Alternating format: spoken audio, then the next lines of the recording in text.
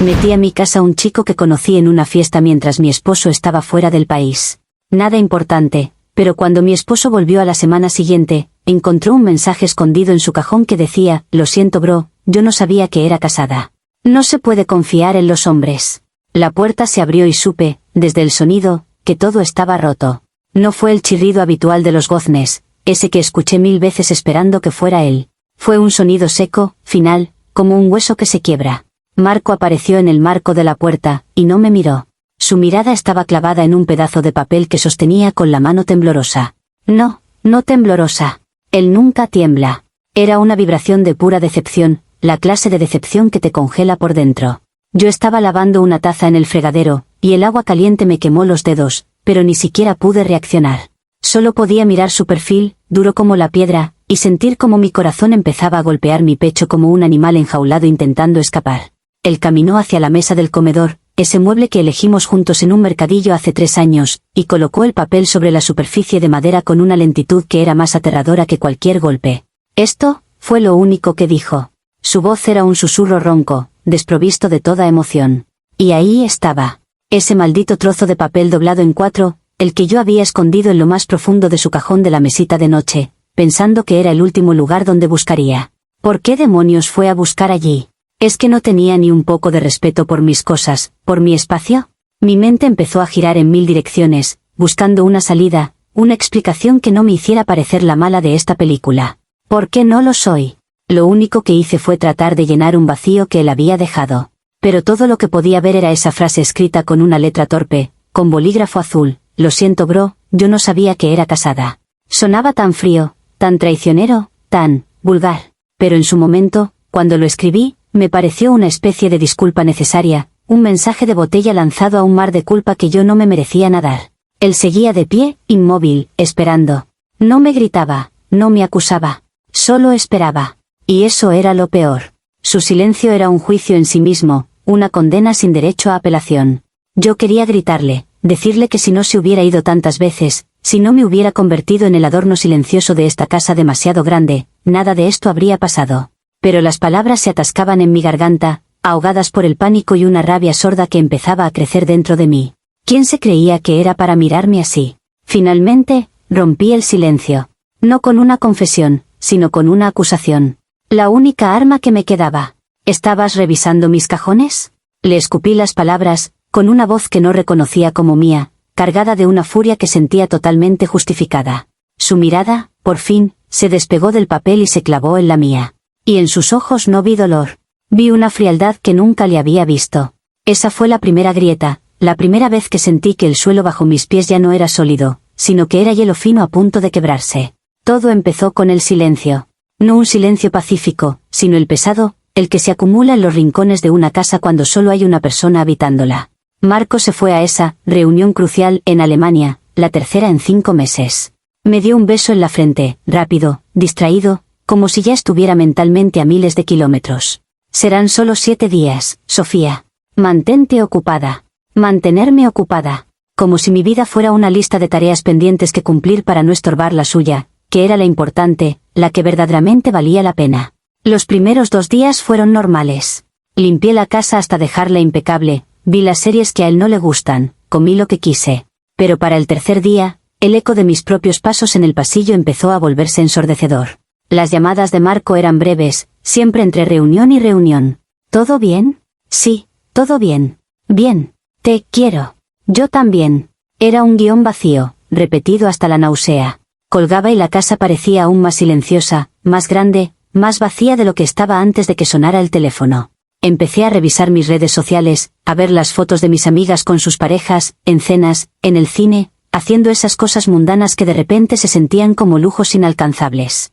¿Cuándo fue la última vez que Marco y yo fuimos al cine sin que él revisara el correo en medio de la película? No podía recordarlo. En mi cabeza, empezó a formarse una narrativa. No era yo la que estaba equivocada por sentirme sola. Era él el que estaba equivocado por dejarme sola. Él era el arquitecto de este vacío, yo solo su inhabitante. Fue entonces cuando Carla me llamó. Hay una fiesta en lo de Pablo. Tienes que venir, Sofía. Te estás oxidando en esa casa. Al principio me resistí. Le dije que no tenía ganas, que estaba cansada. Pero ella insistió. Es por una noche. ¿Qué puede pasar? Esa frase, tan inocente, ahora resuena en mi cabeza como un mal presagio. Pero en ese momento, sentí un pequeño destello de rebeldía. ¿Por qué no? Marco estaba en otro continente, viviendo su vida de negocios y cenas de trabajo. ¿Por qué yo no podía tener, aunque sea, una noche en la que no me sintiera como el mueble más invisible de mi propia casa? Así que me vestí. Me puse ese vestido rojo que a Marco le parece demasiado, me maquillé con más cuidado del habitual.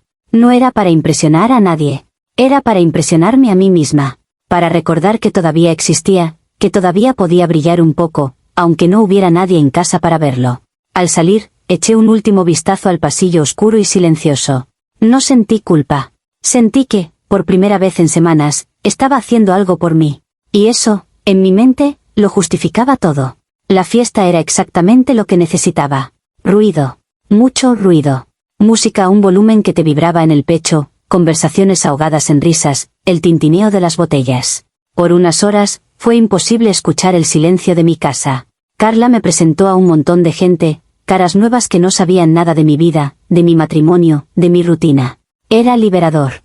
Podía ser solo Sofía, no la esposa de Marco que espera. Y entonces apareció Leo.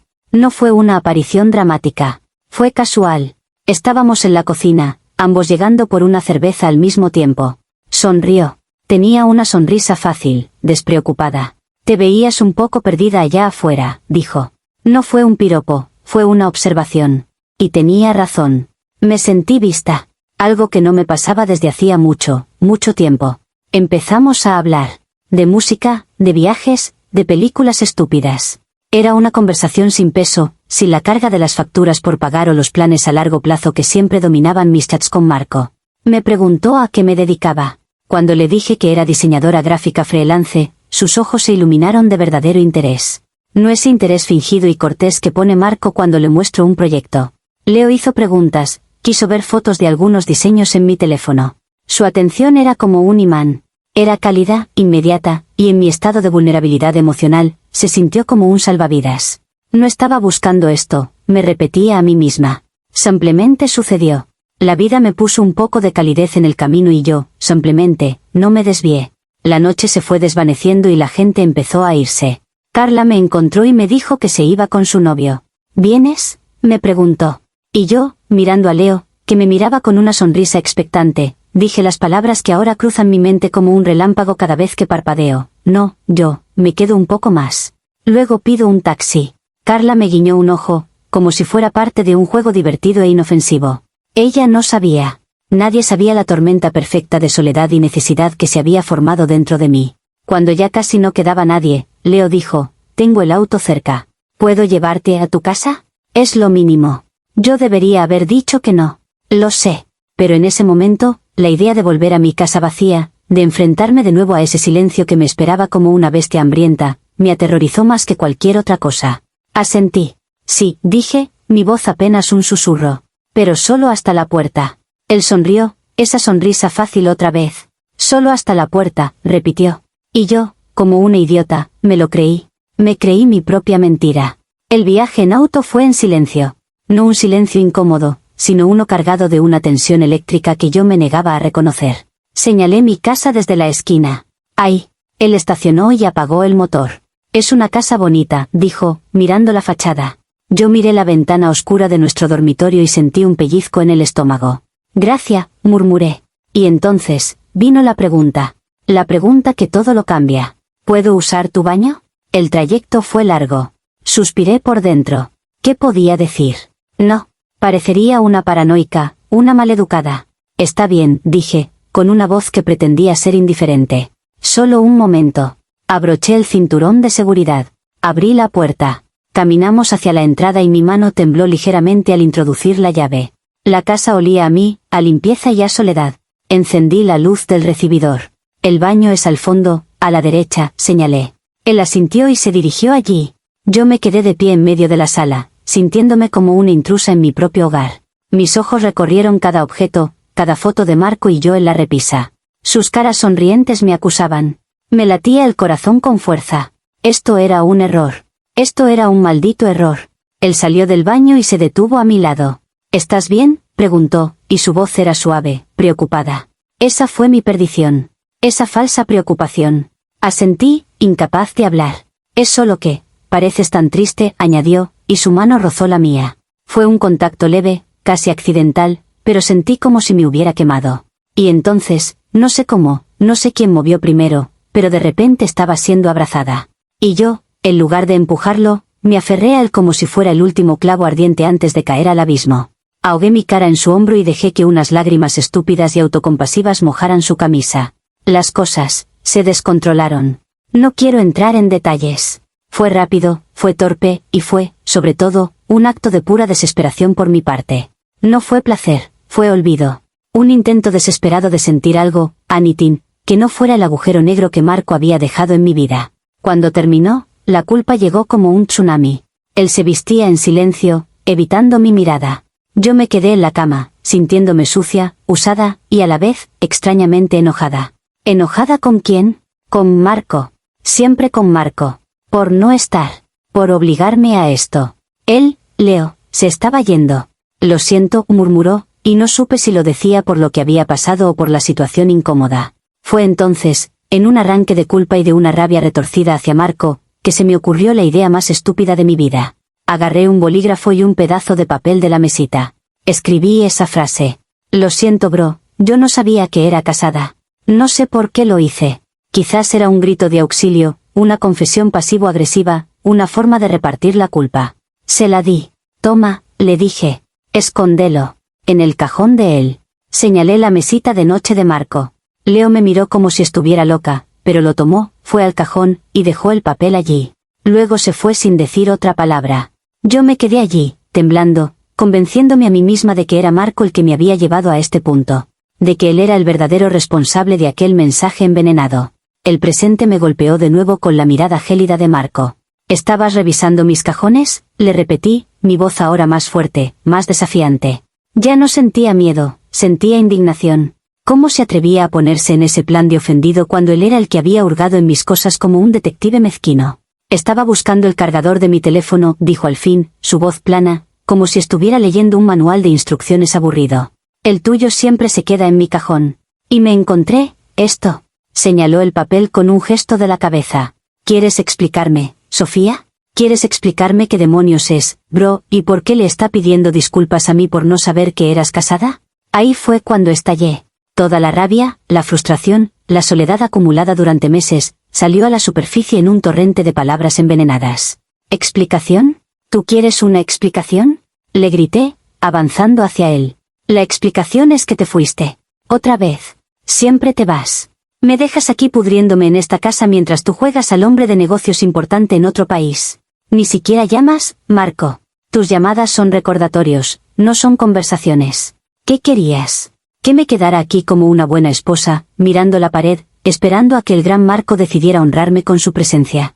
Él no dijo nada. Solo me miraba, y en sus ojos ya no había frialdad, había algo peor, lástima. Eso me enfureció aún más. No me mires así, vociferé. Tú tienes la mayor parte de la culpa de esto. Si hubieras estado, si me hubieras hecho sentir amada, ni siquiera habría salido de casa esa noche. Pero no. Prefieres tus maletas y tus reuniones. Ese tipo, Leo, no era nada. Fue un error. Un error que tú provocaste. Marco respiró hondo, un suspiro que parecía venir desde lo más profundo de su ser. Recogió el papel, lo dobló con cuidado y se lo guardó en el bolsillo del pantalón. No, Sofía, dijo, con una calma que me aterrorizó. Yo no te puse una pistola en la cabeza para que trajeras a un desconocido a nuestra casa. Yo no te forcé a acostarte con él. Y yo, definitivamente, no te pedí que dejaras una nota de disculpa para mí escondida en mi propio cajón. Su mirada recorrió la sala, nuestra casa, como si la viera por última vez. Eso lo hiciste tú sola. Dio media vuelta y caminó hacia la puerta. Marco, espera, supliqué, pero mi voz sonaba débil, ridícula incluso para mis propios oídos. Él no se detuvo. Abrió la puerta, salió, y la cerró detrás de él con el mismo sonido seco y final con el que había entrado. Me dejó sola, otra vez. Pero esta vez, la soledad era diferente. Era acre, venenosa.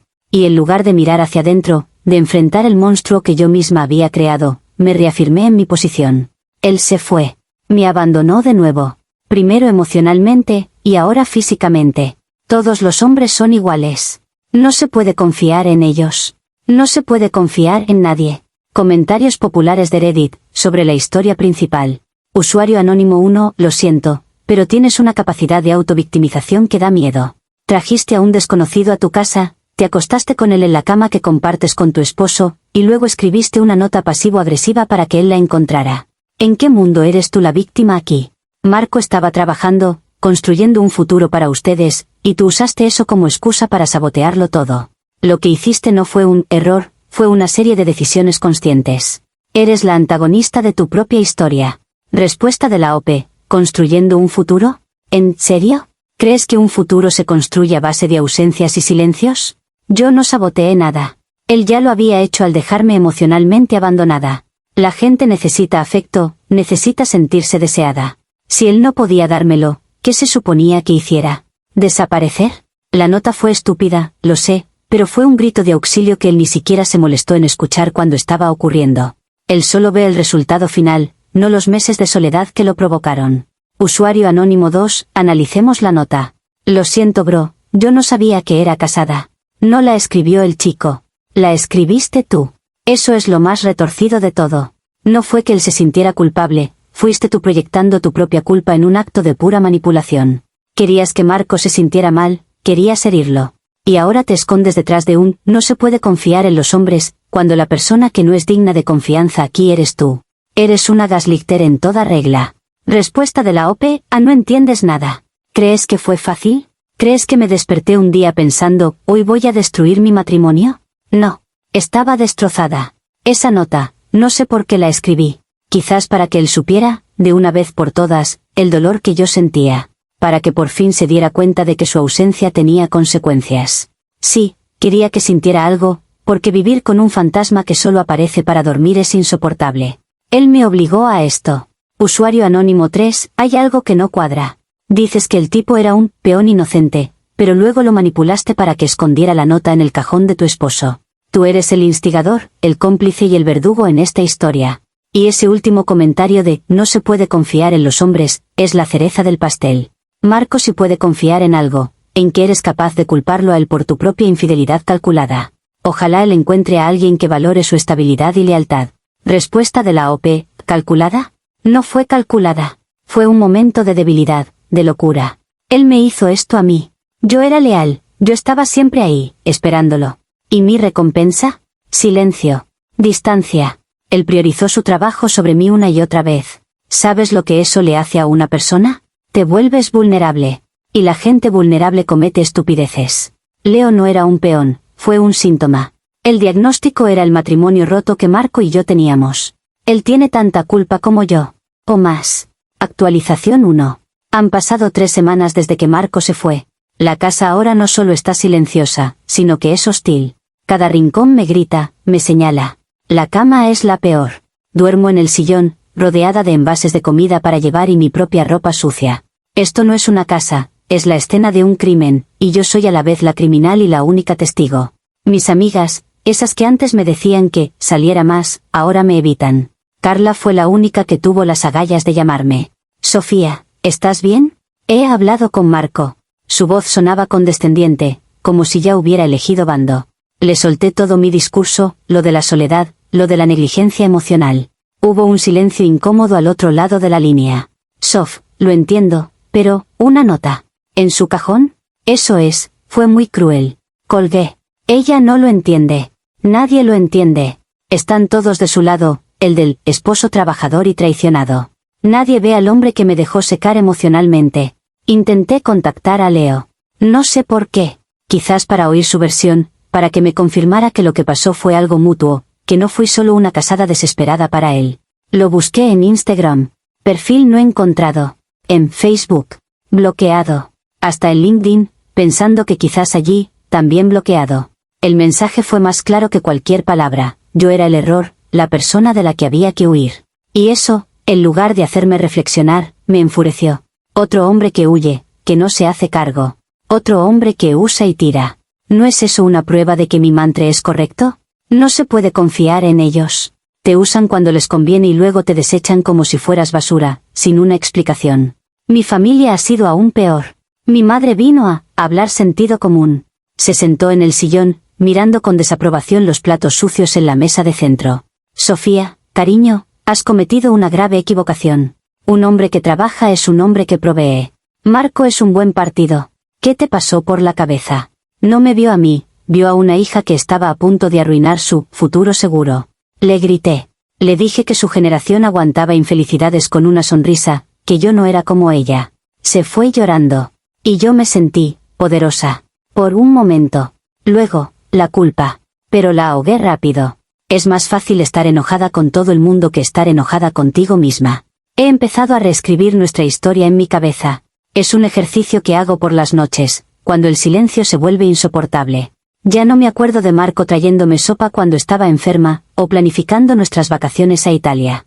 Ahora solo recuerdo las veces que se olvidó de nuestro aniversario, la vez que se quedó dormido en el cine, el sonido de su teclado tecleando hasta la madrugada cuando yo solo quería que me abrazara. Estoy curando mis propios recuerdos, eliminando las partes buenas para que el dolor de ahora duela menos. Es la única manera de sobrevivir a esto. Si él no fue perfecto, entonces mi error no puede ser tan monstruoso.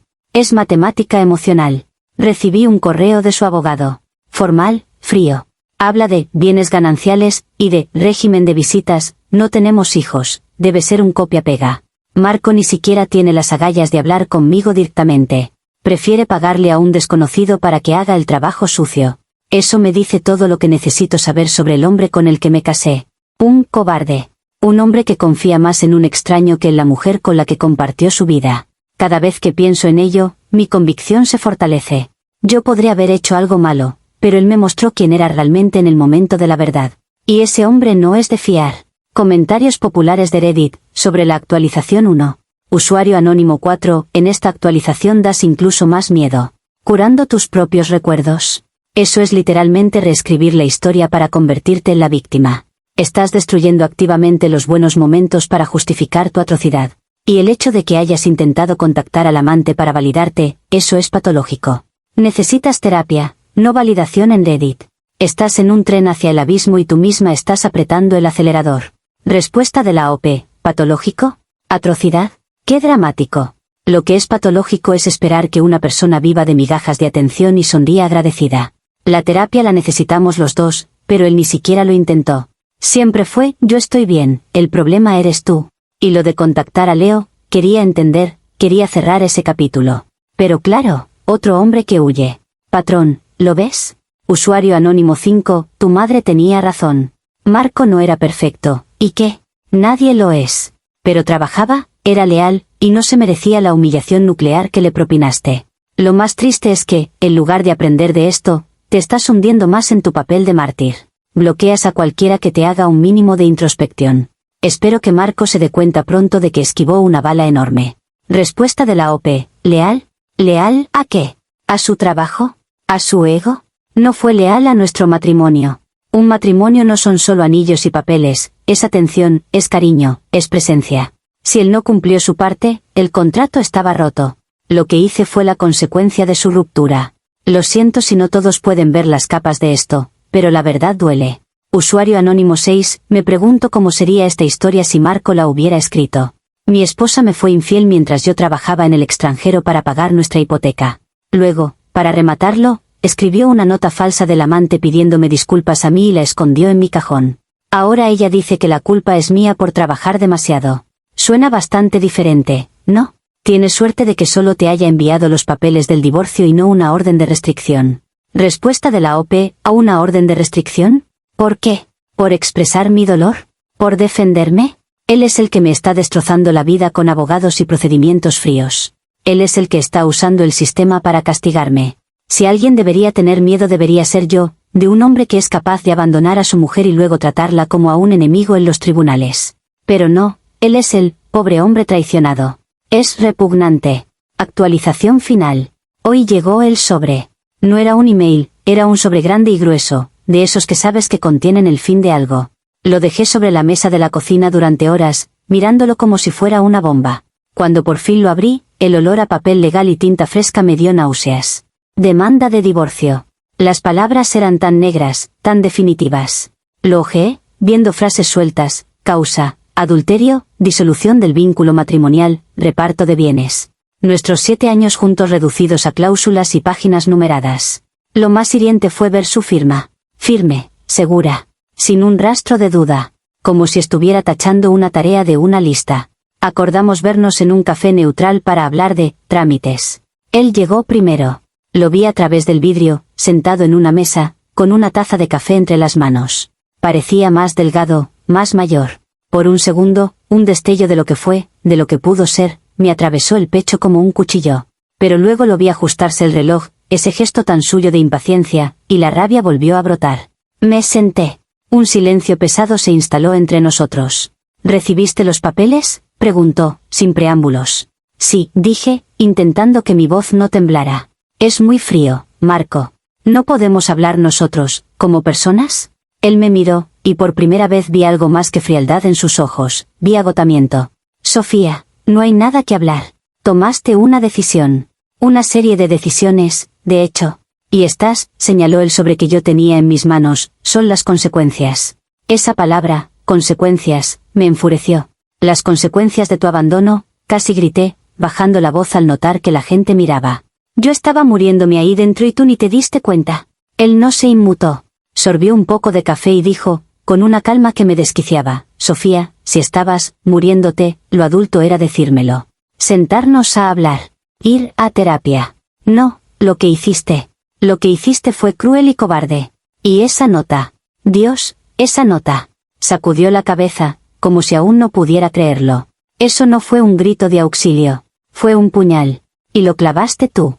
Sentí que el mundo se me venía encima. Quería que se enfadara, que me gritara, que mostrara algo de la pasión que nunca mostraba. Pero no. Solo había un agotamiento resignado.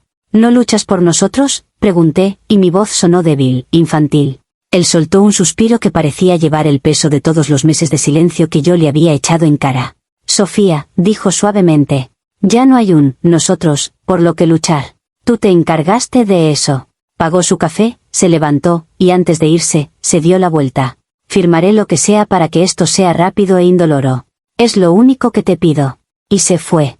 Me quedé allí, en esa mesa de café, con el sabor amargo de la derrota y el orgullo herido en la boca. Él tenía razón.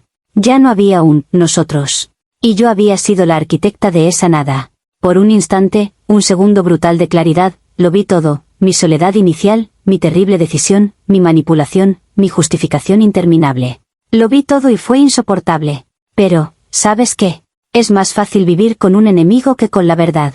Así que me levanté, sequé una lágrima que no debía haber salido, y caminé hacia mi coche. Marco no es el hombre que creía que era. Es un cobarde que huye del conflicto real. Un hombre que no puede enfrentar su parte de responsabilidad en la destrucción de un matrimonio. Yo cometí un error, sí. Un error enorme. Pero fue un error que un hombre mejor, un hombre de verdad, habría intentado entender y quizás, solo quizás, perdonar. Él no lo hizo. Se rindió. Y eso me dice todo lo que necesito saber. Al final, mi mantra no era solo una frase. Era una profecía. No se puede confiar en los hombres. Y ahora, oficialmente, nunca más volveré a hacerlo. Comentarios populares de Reddit, sobre la actualización final. Usuario anónimo 7, esta es la actualización más triste de todas. No por el divorcio, sino porque incluso en la línea de meta, eres incapaz de bajarte del tren de la autodestrucción. Es más fácil vivir con un enemigo que con la verdad. Esa frase debería enmarcarla. Marco se fue no porque sea un cobarde, sino porque por fin entendió que estaba casado con alguien que nunca asumirá la responsabilidad de sus actos. Le deseo lo mejor. A ti, solo espero que toques fondo pronto y busques ayuda de verdad. Respuesta de la OP, él entendió lo que quiso entender. Lo fácil. No tuvo que enfrentarse a sus propios fracasos como esposo. Se puso la medalla de víctima y salió corriendo. Eso no es fuerza, es comodidad. Yo soy la que me quedo aquí con los pedazos, teniendo que reconstruir una vida desde cero porque él no fue capaz de luchar. Eso es lo triste. Usuario anónimo 8, el nivel de negación es astronómico. Él te está pidiendo un divorcio indoloro porque el dolor ya se lo provocaste tú con tu infidelidad y tu nota de psichopat. Tú ganaste esta soledad. Te la buscaste a pulso. Y lo único que puedes hacer es duplicar tu apuesta y culparlo a él por no perdonar, una de las traiciones más calculadas y crueles que he leído aquí. Eres el villano de esta historia. Punto. Respuesta de la OP, ¿villano? Los villanos actúan por maldad. Yo actué por dolor. Hay una diferencia abismal. Él podría haber sido mi héroe, Podría haberme salvado de mí misma, pero eligió ser mi juez y verdugo. Esa es la diferencia entre nosotros. Yo luché por nuestro matrimonio durante años, aguantando su ausencia. Él no luchó ni un solo round cuando las cosas se pusieron feas. ¿Quién es el cobarde aquí? Usuario anónimo 9, sinceramente, este ha sido un viaje fascinante y aterrador. Has logrado, a través de tus propias palabras, demostrar exactamente lo que los usuarios te han estado diciendo. Eres una maestra de la autojustificación. Has perdido tu matrimonio, el respeto de tus seres queridos y cualquier atisbo de integridad moral, y tu único consuelo es un mantra misándrico que te protegerá de tener que mirarte al espejo. Es la tragedia griega moderna. Buena suerte en tu mundo de enemigos imaginarios. Allá afuera no eres la víctima, eres la lección que otros aprenderán. Respuesta de la OP, llamadlo misándrico, llamadlo como queráis. Yo lo llamo experiencia. Y es una experiencia que me costó mi matrimonio, pero al menos me abrió los ojos. Prefiero vivir sola y desconfiando, que estar con alguien que me hace sentir sola estando a su lado. Si eso me convierte en el villano para todos ustedes, pues perfecto. Al menos yo sé la verdad de lo que pasó. Y la verdad duele.